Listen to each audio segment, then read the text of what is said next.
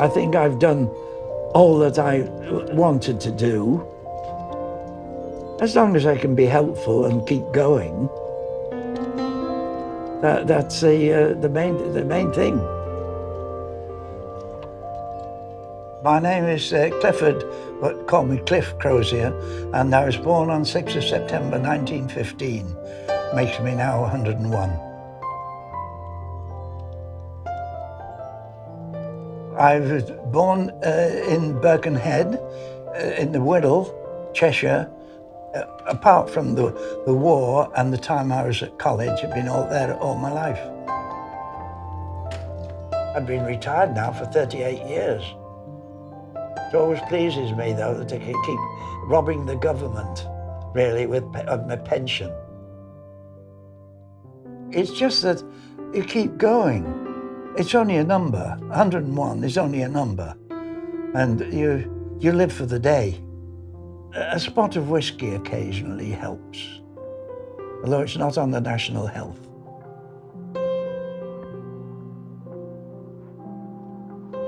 I have so many fond memories. Sometimes sit down in my chair and I think back, and I try to sort of reorganize this story about these people that I have got in my mind, and mix them up together first and then pair them all. And I think there are quite a few people out there that would be very, very happy to be together because they are such lovely people that they are. Emilia Teresa Harper. Teresa. It's Teresa because it's Czechoslovakian. 103, my goodness me. 3 is my lucky number. I have always been lucky. I've never been unlucky, touch wood. Oh, there's wood underneath there. I was in Czechoslovakia when I was a young girl, and I was living with my grandparents because my father was a prisoner of war. We came over to England to be with our father when he was released from the war. Everything makes me happy. I love talking to people. I like doing things. I like going out shopping. Once I go out shopping, I don't want to come back. I don't think there is anything that I really need to do because I've done practically everything that I ever wanted to do in the past. I've got beautiful memories, you know. I can live happily forever after because of my lovely memories. Do you know Sri Lanka? I climbed up the tower there, Sirigura, which is 600 feet up to the top. I've always been fond of the water, and I did a lot of yachting when I was young as well, another part of my misspent youth. My name is John Dennerly. I'm 102 and a half. I was born at an early age, before World War I, in Denton, Manchester. I've had a relatively easy life, even with the RAF 5 years of war. It was an adventure more than a penalty, even amongst the bombs. But I wasted a lot of time, my childhood, entertainment, that sort of thing. Even staying up till sometimes right through from midnight right through to breakfast time, and Mother would come down in the morning and say, "Haven't you been to bed, John?" And I'd say, "No, I've been listening to the Schenectady, New York on the radio with the jazz band."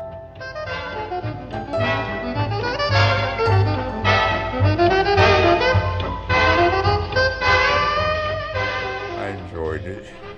And then sort of settled down once I became a pharmacist. I don't feel any older than I was, what, 20, 30 years ago, except with my limitations.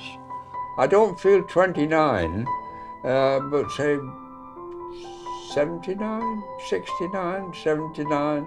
I'm not going yet. I'm still strong. I'm very, very strong. I've never realized how strong I am. It's all the food that my mother cooked and, first of all, grew in the garden. I make my own bread by hand.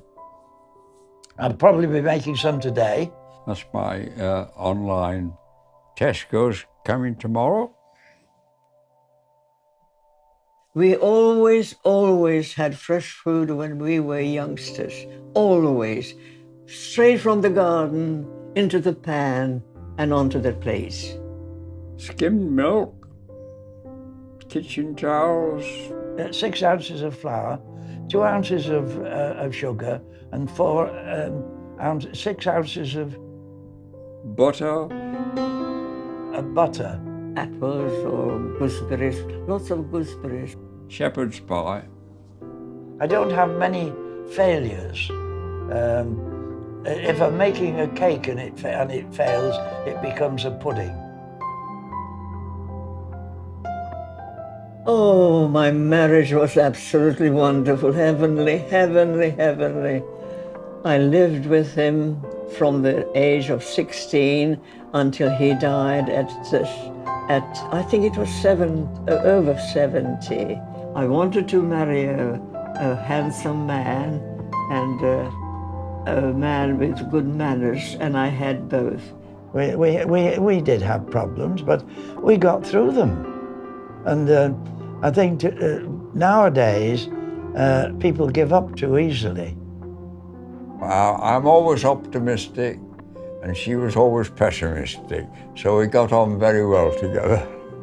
Make the most of it, because that's especially if it's the first love, there's nothing like it.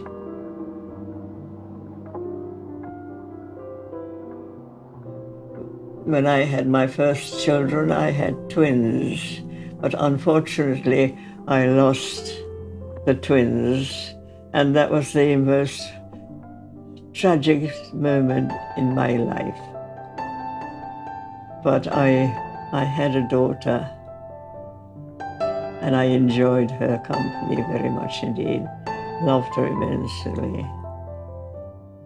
When I lost my first baby, it was one of the twins went, I was devastated. Eventually, of course, you get used to it because life goes on regardless. You get healed, and what you never forget. So, you know, it's really wonderful to have something left behind, even if they are no longer here. They're there, they're in your mind, they're in your air, all around you. It's really a wonderful, wonderful feeling. I think a lot of my children, even today, after all these years, I can still sit here and I can talk to them and as if they were still alive. When people pass this way, they hear me talking to myself. They think I'm crackers. But I'm not crackers, I'm only just thinking about my children.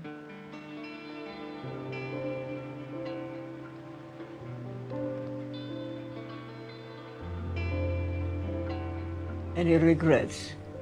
None. None whatever. I can tell you right from my heart. None whatever. If I'd have been more attentive at school in my early life, I'd have studied more and harder. And although I didn't do too bad in the end. So. But I think the sooner you start studying, the better.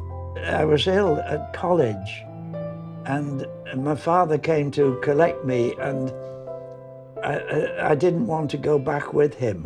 I wanted to stay at the college with the friends for a short time, and I always regretted that my dad had made the journey, and I hadn't taken it up. His offer to take me back. I didn't do the right thing by my father. That's the thing. Because I admired him very much. I never said anything.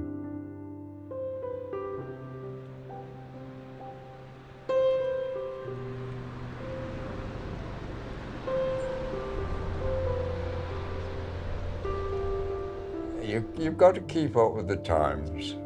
So what was good in sort of 80, 90 years ago doesn't work these days. Communicate, speak with your parents, and take their advice too, or at least consider it. You don't always have to follow it, but certainly don't throw it out of the window. I recommend anybody, if they find the right husband, to marry. Not just live together, marry. Be closer and closer. It seems to me as if you are happily married and happily living, that is the finest remedy for all ills, because everything is in perfect harmony.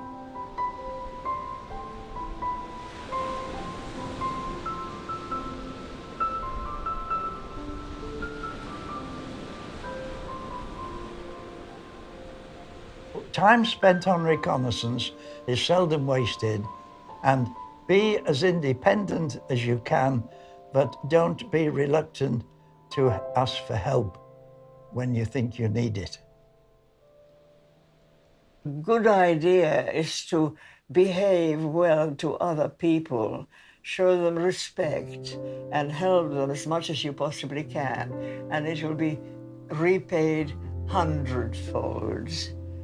My motto for life, there was an old Scottish comedian, Sir Harry Lauder, who used to sing, "Keep right on to the end of the road." And that's my motto.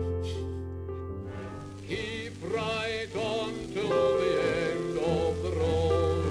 Keep right on to the end.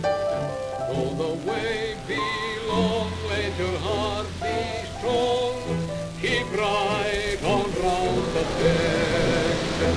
Where all you love and you dreaming of will be there at the end of the road.